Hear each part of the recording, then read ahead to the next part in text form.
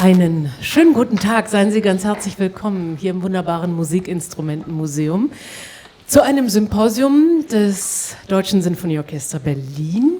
Ich finde das ganz großartig und auch an einem Sonntag mal ein solches Programm zu haben, finde ich eine schöne Sache. Das ist auch nicht das erste Mal, dass das DSO an einem Sonntag einlädt, ja, gemeinsam ins Gespräch zu kommen über ganz bestimmte Themen. Das Symposium Afro-Diaspora Composing While Black findet also heute statt, mit und vor allem organisiert von Henriette Kupke und Daniel Knag. Schon mal ganz großen Dank an die beiden.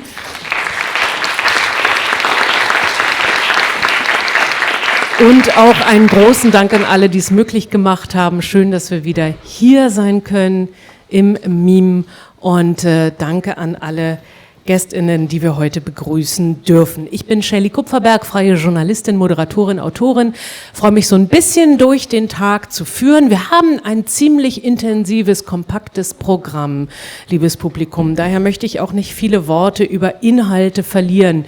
Vielleicht nur so viel, ein paar praktische Dinge zu Anfang. Wir haben Dolmetschende heute da. Ein großer Dank an Rositza Mahdi und Marianne Ballet-Mudumbu, dass sie vom Deutschen ins Englische und zurück hin und her übersetzen, wenn Sie gerne das wahrnehmen möchten. Es gibt draußen Kopfhörer, gleich hinter der Rezeption sozusagen. Und an euch, an Sie schon mal ein großer Dank auch an dieser Stelle.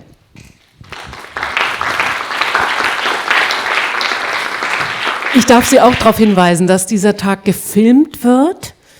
Wir gehen mal davon aus, dass das keine stört. Wenn ja, geben Sie ein Zeichen, dass Sie irgendwie nicht erscheinen möchten im Bild. Aber das Ganze wird eben zu Dokumentationszwecken aufgenommen. Ja, dann vielleicht zum Ablauf. Wir werden heute diverse Inputs hören von unterschiedlichsten ExpertInnen und ein wenig später dann ins Gespräch miteinander kommen auf einem Podium. Diese Inputs, die sind im Prinzip so getimt, dass möglicherweise noch 1, 2, 3 Nachfragen gestellt werden können. Wir schauen mal, ob wir das zeitlich alles so hinkriegen. Falls nicht, machen Sie sich bitte keine Sorgen. Merken Sie sich Ihre Fragen, dann soll es später dafür Raum und Zeit geben, wenn wir hier nochmal miteinander auf dem Podium sitzen, denn wir möchten auch gerne mit Ihnen ins Gespräch kommen. Ich freue mich jetzt über Begrüßende. Dr. Rebecca Wolf vom Staatlichen Institut für Musikforschung hier, dem MIM, wird gleich zu uns sprechen. Dann Christian Beuke vom Deutschen Sinfonieorchester Berlin und wir freuen uns auch sehr, dass Joyce M. Muvunyi vom Haus der Kulturen der Welt heute bei uns ist. Ihnen allen ein herzliches Willkommen und jetzt geht's los in einem Rutsch. Liebe Rebecca, du hast das Wort. Danke für deine Gastfreundschaft.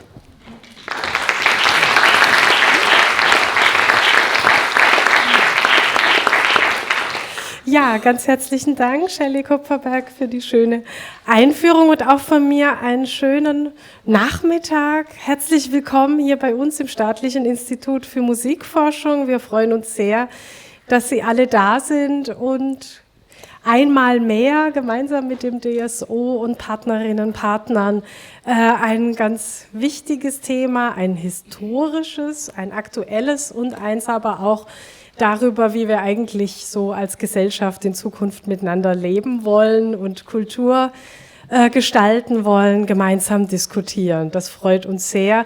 Und ja, bei dem Blick so zurück, das ist jetzt schon die 5. Kooperationsveranstaltung mit dem DSO. Wunderbar und ich hoffe, es werden noch viele folgen. Es sind jedes Mal spannende Themen, die ganz aktuelle Diskurse aufgreifen und dafür wollen wir ja auch hier bei uns Bühne sein und dafür Plattform sein. Wenn wir da so manche Nachbarländer anschauen, ich habe kürzlich erst mit einer Kollegin aus den USA viel geredet. Es ist ja leider nicht mehr selbstverständlich, dass alle Meinungen gleichberechtigt vorgebracht werden können, dass über solche Themen, wie wir auch heute eines hier besprechen wollen, diskutiert werden können. Wer hätte das gedacht noch vor wenigen Jahren? Umso wichtiger, dass wir sogar den Sonntagnachmittag jetzt uns Raum und Zeit nehmen können. Wir freuen uns sehr, Herzlich willkommen nochmal bei uns. Nachher in der Pause haben Sie nicht nur Gelegenheit, unten ins Café zu gehen, sondern wenn Sie Lust haben, können Sie gern auch im Erdgeschoss im Museum einen Teil unserer Ausstellung anschauen. Ansonsten, ja, hoffen wir, dass Sie sich hier wohlfühlen und vieles mitnehmen und nachher auch eine spannende Diskussion gemeinsam haben. Herzlich willkommen nochmal.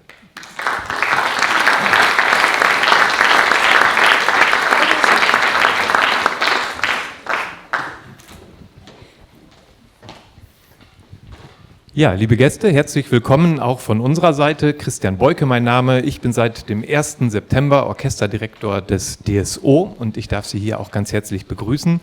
Ich darf mich bei Ihnen, Rebecca Wolf, für die Gastfreundschaft und unser 5-jähriges kleines Jubiläum bedanken. Schön, dass wir heute hier sein dürfen. Dass wir heute hier sind, ist alles andere als selbstverständlich. Hat einiges mit dem DSO zu tun, aber vielleicht auch nur ein ganz kleines bisschen. Denn da haben auch noch viele, viele andere Gesichter und prägende Persönlichkeiten mitgewirkt. Nicht nur an dem Event heute, sondern an der gesamten Saison, die wir gestalten und dem Saisonschwerpunkt, der diese Saison zu einer sehr besonderen macht. An allererster Linie denke ich da an den Intendanten des Haus der Kulturen der Welt, Bonaventure Ndikung. Dort im Haus ist die Idee überhaupt entstanden, eine ganze Saison diesem Schwerpunkt zu widmen. Ohne dich, lieber George E. Lewis, hätten wir nicht ein solch fabelhaftes Programm. Ohne dich, lieber Harald Kisiedo, und deine wissenschaftliche Expertise würden wir uns nicht so bestens ausgestattet fühlen, wie wir das im Rahmen unserer limitierten Möglichkeiten tun können. Wir schauen da wirklich zu euch auf und das, was die Saison ausmacht, Neugierde, Vielfalt und auch der Glaube an historische Fairness. Wir sind dankbar, dass wir so viel von euch lernen dürfen und in diesem Sinne geht es hier heute, glaube ich, toll weiter und wenn nur ein Funke davon überspringt, was uns begeistert, wird es eine überragende Veranstaltung.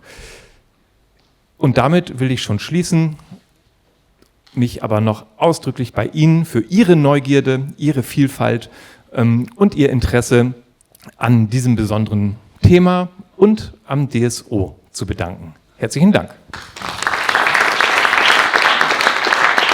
Sehr geehrte Gäste, liebe Freundinnen, alle Menschen, die heute hier sind.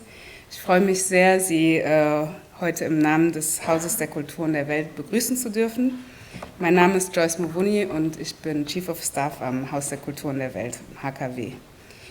Diese Veranstaltung heute ist mehr als nur ein Programmpunkt. Sie ist Ausdruck einer Zusammenarbeit, die in ihrem Anspruch ebenso notwendig wie mutig ist. Dass wir heute hier zusammenkommen, ist, wie Herr Beuke schon gesagt hat, geht auf einen kuratorischen Impuls unseres Intendanten, Professor Dr. Bonaventure Ndikung zurück, dessen langjährige Auseinandersetzung mit afrodiasporischen Wissens- und Kunsttraditionen einige von Ihnen vielleicht schon kennen. Er lässt Sie sehr herzlich grüßen und verfolgt das Symposium mit großer Aufmerksamkeit. Sein Ansatz war nie, eine Perspektive einfach nur hinzuzufügen, sondern es ging immer um die Frage, wie wir die strukturellen Voraussetzungen unseres Hörens selbst befragen können. Dieser Impuls traf beim Deutschen Sinfonieorchester Berlin, insbesondere bei Marlene Brüggen und Thomas Schmidt-Ott, auf ein außergewöhnlich offenes Gegenüber. Wortwörtlich auf offene Ohren. Aus seiner Idee entstand eine institutionelle Kooperation, die nicht beim Austausch von Programmen stehen bleibt, sondern bei der gemeinsamen Bereitschaft beginnt, Hör- und Denkgewohnheiten zu verändern und neu zu definieren. Diese Zusammenarbeit versteht klassische Musik nicht als abgeschlossenes Repertoire, sondern als Gefüge globaler Verbindungen, genealogischer Linien und ästhetischer Entscheidungen, die immer auch Machtentscheidungen waren. Wenn wir von Afro-Diaspora Composing While Black sprechen, dann sprechen wir nicht über eine kuratorische Setzung und auch nicht über eine zeitgeistige Intervention. Es geht um historische Kontinuitäten und es geht um Dinge, die im Zentrum standen und Werke, die existierten, aber kaum gespielt wurden. Entschuldigung, es ging um Dinge, die selten im Zentrum standen natürlich und um Werke, die existierten, aber kaum gespielt wurden. um Komponistinnen und Komponisten, deren Präsenz in Archiven nie zur Präsenz auf Bühnen geführt hat. Und es geht um die Frage, wie Kanonpolitik zu dem wurde, was wir lange als Neutralität missverstanden haben. Für das Haus der Kulturen der Welt ist diese Auseinandersetzung zentral, weil sie über Repräsentation hinausgeht. Es geht eben nicht darum, Lücken zu dekorieren, sondern zu verstehen, wie sind diese Lücken eigentlich entstanden. Es geht also um epistemische Gerechtigkeit und um die Frage, welche Geschichten halten wir für wahr, welche Formen des Wissens sind institutionell anerkannt und welche nicht. Gerade deshalb ist die Kooperation mit dem DSO so bedeutsam. Sie zeigt, dass Institutionen musikalische Praxis gemeinsam neu denken können, ohne sich in symbolische Gesten zurückzuziehen. Sie zeigt, dass strukturelle Veränderung möglich ist, wenn Häuser bereit sind, nicht nur Programmplanung, sondern die eigene Rolle im kulturellen Feld kritisch zu reflektieren. Ich möchte betonen, dass das, was heute geschieht, kein einmaliger Moment sein darf, keine Momentaufnahme. Der Wert dieses Symposiums bemisst sich eben nicht nur an dem heutigen Nachmittag, sondern daran, was in den kommenden Jahren aus ihm hervorgeht. Ob wir diesen Impuls verstetigen, ob wir Klanggeschichte pluraler erzählen können, ob wir institutionelle Routinen so verändern, dass neue Selbstverständlichkeiten entstehen. Nicht nur im Repertoire, sondern auch in der Ausbildung, in der Forschung und in der Art, wie wir zuhören und hören. Ich wünsche uns einen Nachmittag, der analytisch bleibt und zugleich offen für Bewegung.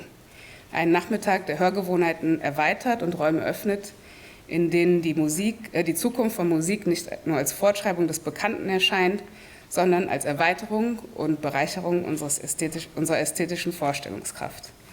Oder wie die Komponistin Tanja Leon es formuliert hat, "We are the culture of the future." Vielen Dank.